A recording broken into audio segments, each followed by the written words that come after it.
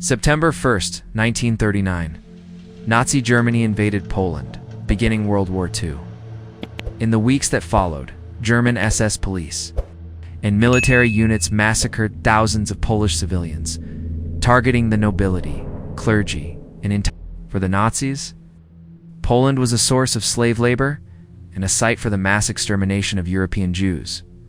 In early February 1940, the Nazis established a ghetto in northeastern D. Around 210,000 people were forced into this confined area, which lacked running water and sewage systems. Life was marked by overcrowding, hard labor, and starvation. Of the city's pre-war Jewish population, only about 10,000 survived. The man largely responsible for this tragedy was Hans Biebow, born December 18, 1902 in Bremen. His father worked in insurance, and Hans planned to follow in his footsteps. But Germany's post-WWI economic collapse and hyperinflation destroyed his plans. Losing everything, he switched careers, eventually entering the coffee trade and building one of Germany's largest businesses by the late 1930s. In 1933, Hitler came to power.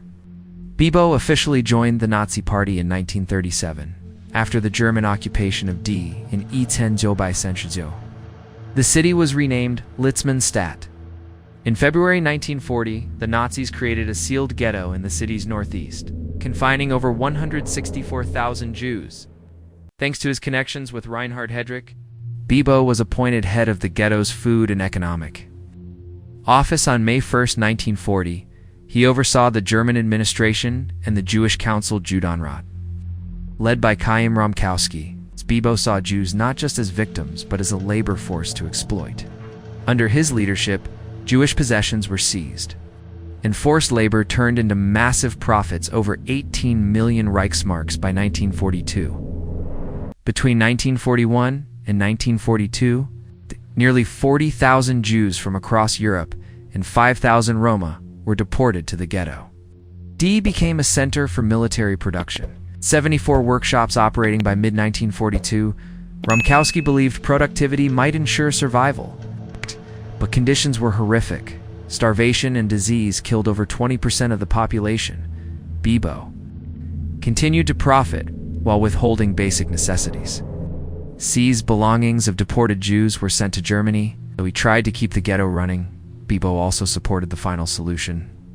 In 1942, deportations to Chelmsford's extermination camp began. By September, over 70,000 Jews and 4,300 Roma had been sent there, most murdered in gas vans. By 1944, only 75,000 Jews remained in D, the last functioning ghetto in occupied Poland. In June and July, deportations resumed. Almost all remaining Jews were sent to Auschwitz, where many were killed upon arrival. Survivors remembered Biebow addressing them with false promises of jobs in the West. Before Soviet liberation, Biebow ordered mass graves dug, intending to have the Gestapo kill the last 877 Jews. That plan failed. When the Soviets arrived on January 19, 1945, those Jews were still alive. After the war, Biebow went into hiding but was soon recognized by a survivor in Bremen. Extradited to Poland, he stood trial in D in April 1947.